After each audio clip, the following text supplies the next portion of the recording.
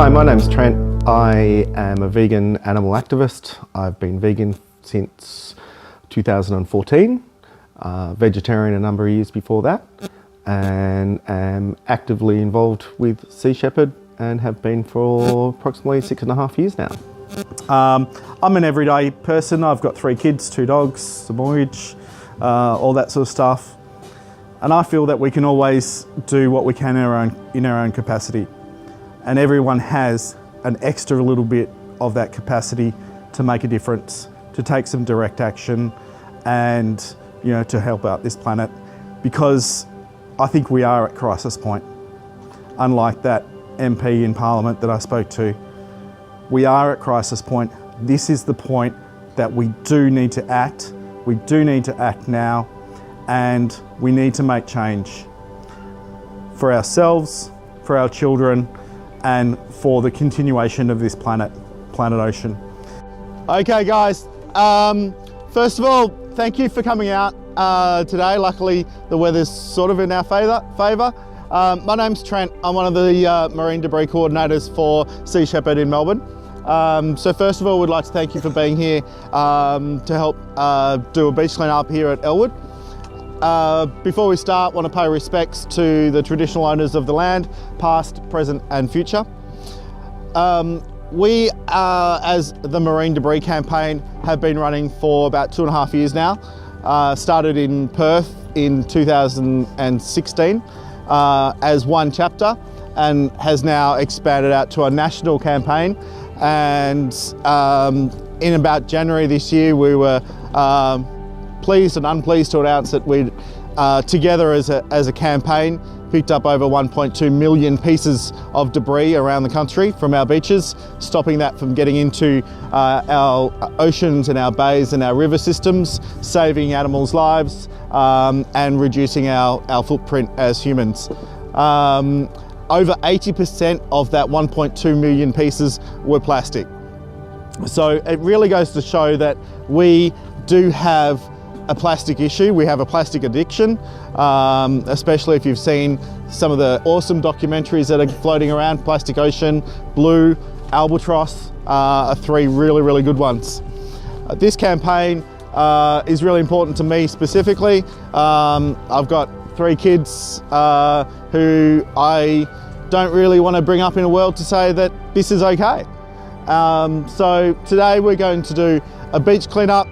But we do much more than that. We go through and sort out the rubbish and collate the data, and we upload that into a national database for Tangaroa Blue, which has been running for about 16 years, as well as keeping our own database as well. My background is I was brought up on the Mornington Peninsula down here in Victoria, just kind of like any other stereotypical child and family. I started working early when I was 16, entered in the hospitality industry, working in restaurants and things like that, mainly front of house. Then entered the wine industry when I was about 22 and spent about 25 years in the wine/hospitality industry. Slowly converted out of that around 3.5 years ago. When I started working in a raw vegan small commercial kitchen, making protein balls and sweet treats and things like that, and wanting to get more of my ethical life, volunteer life and working life into sync. And now I am in the field of marine education. So I go out to schools and kinders for a company and do incursions and teach kids about marine life and healthy oceans, which is really on par with my activism life as well.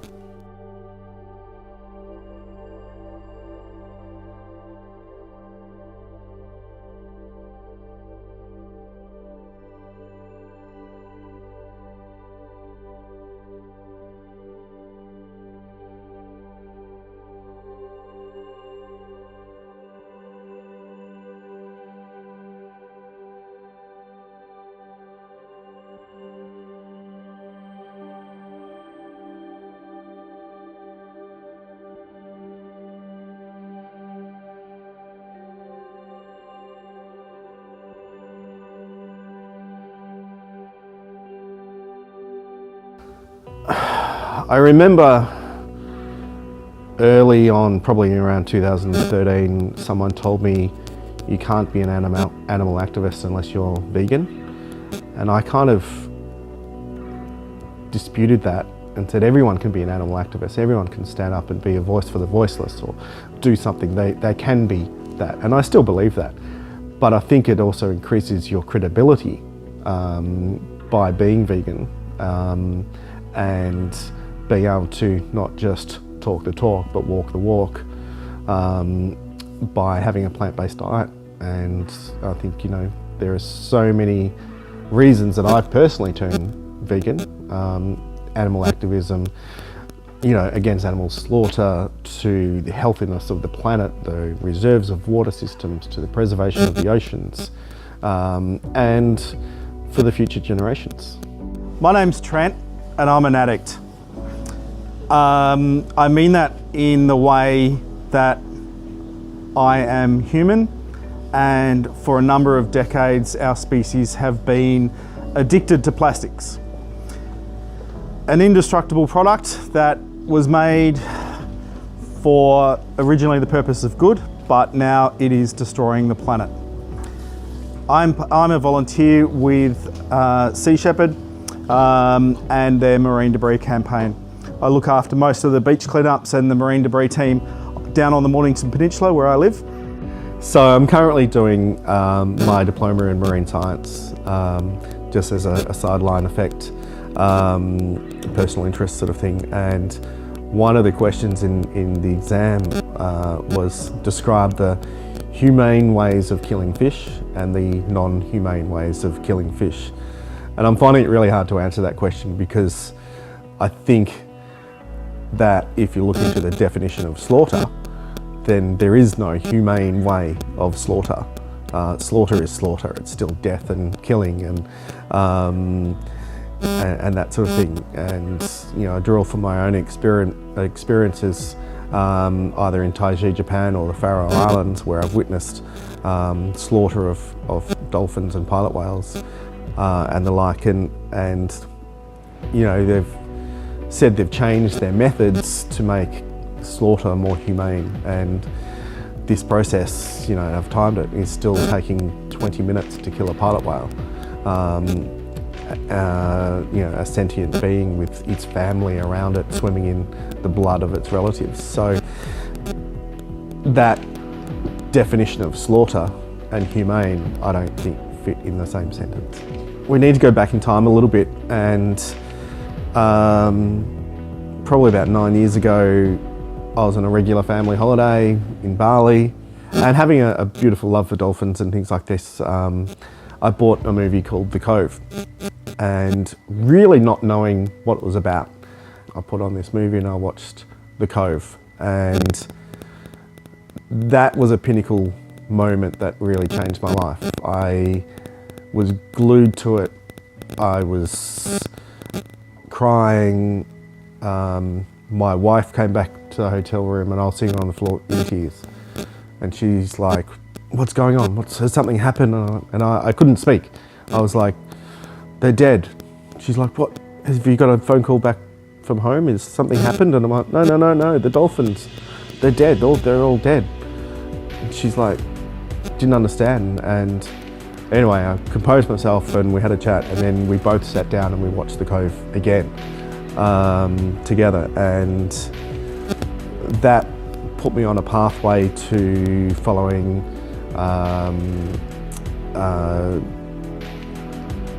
Save Japan Dolphins, as it were at the time, to following Sea Shepherd, finding out a lot more, and on a very, very quick pathway, I decided that one day I was going to be there and be part of the change. Then we progress a year and a half later to 2014, where I found myself on a flight heading towards Osaka, going to Taiji, the Cove, and being a Cove Guardian. And it was there that I really actively was part of a small team. I was there for around 5 weeks at the start of the season in September and witnessed firsthand the process of 12 hunting boats going out to sea, looking for pods of dolphins, drive hunting them back into the harbour using banger poles and sound barriers to basically herd this pod of dolphins in, and then herd them into the cove, the infamous cove, and then net them all off, and then they go through a selection process of what they're going to keep for captivity, and then they slaughter the rest of the pod, and then they transfer the slaughtered dolphins around to a butchery, and then they're divvied up and gone out to different butchers within the town. And they literally tap metal hammers down there, and the 12 boats will fan across to make a wall of sound, which the dolphins are running from. So in that way they can corral and herd the dolphins in any direction they want to by this method of drive hunting and creating a wall of sound, and then they'll set up nets like you can see in the background of this shot to help not let any dolphins escape as well. And that's one of the skiffs they use, and what has happened is that they've driven a pod of dolphins around. The killing cove is around this other point, but this is the entry to the harbour, Taiji Harbour, and that skiff is transferring dead dolphins from the killing cove around to the main harbour, where their butcher location is at the Fisheries Union. What would you say is the difference between the slaughter of a dolphin or a pod whale to the slaughter of a cow, a pig, a sheep, chicken? Nothing. They're both slaughter. You know, we're talking about sentient beings that have a really strong family connection, and I believe that's, you know, the case with all animals. So really I don't see much difference. It's still slaughter of animals, slaughter and killing of animals who don't have a say in it, who can't voice their opinions, who can't justify their existence in our language, but we're still killing them to meet our demand.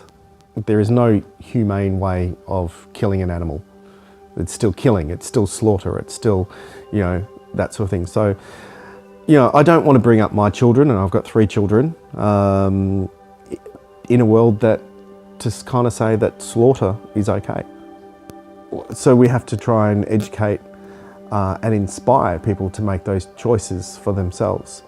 So I think that if we can educate people and get them to make those better choices, not just for themselves, for health reasons and all the other benefits, but to lower the demand, which then affects the supply process, which then, you know, as a global perspective, it means that, okay, maybe us humans need to change our ways. Maybe we must investigate how to continue living on this planet without having a slaughter process, or to lessen that dramatically.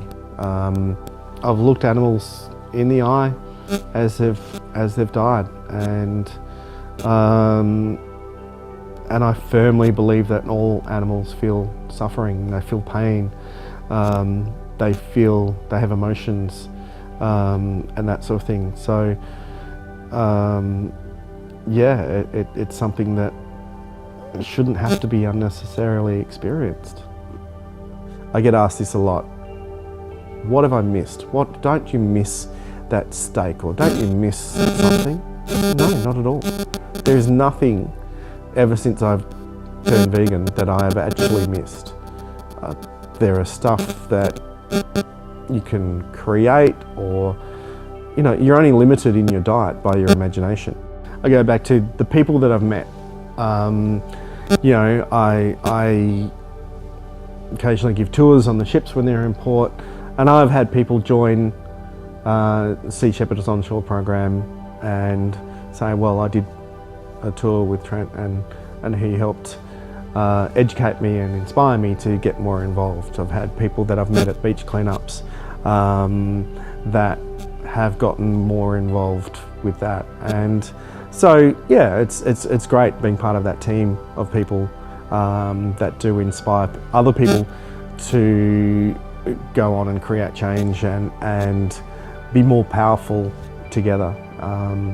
But it is pretty cool these days to see how many kids are involved leading their parents at a beach cleanup or things like that. So that's really, really humbling and inspiring back to me to know that I've been part of that team that is creating that as well. My final thoughts, whether it be on veganism, whether it be on animal activism, whether it's on Sea Shepherd, whether it's doing any other form of doing anything positive for this planet, would be we are at a crisis point. We do have the capability to create change. One person can make a difference. Collectively, we can make a great difference. And do what you can in your own capacity. To be an animal activist doesn't mean that you have to give up your job or give up time with your children or go and crew on a ship for 4 months at a time, or you can do something every day. So yeah, do what you can in your own capacity and create change, because I really do believe that we are at the crisis point, and for future generations and the health of this planet, we have to. It's that simple.